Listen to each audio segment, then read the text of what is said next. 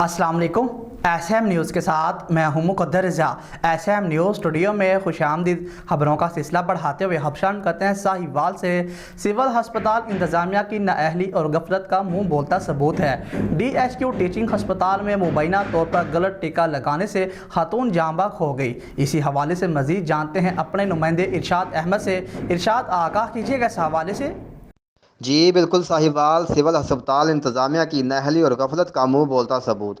Sahiwal DHQ teaching अस्पताल साहिवाल में मुबीना तौर पर गलत टीका लगाने से खातून जाँ बहक। वारसा का एमरजेंसी वार्ड के बाहर डॉक्टर्स के खिलाफ एहतजाज। हमारा मरीज़ अपने खुद पाँव पे चल के अस्पताल आया लेकिन डॉक्टर्स के गलत इंजेक्शन की वजह से मौत हो गई। वारसा का इल्ज़ाम, वारसा का ज़िम्मेदार डॉक्टर्स के खिलाफ मुकदमा दर्ज करवाने का मुतालबा। जी बहुत शुक्रिया इरशाद, तफसीलात से आगाह करने के लिए। अब तक के लिए इतना ही। मज़ीद खबरों के लिए देखते रहिए SM न्यूज़।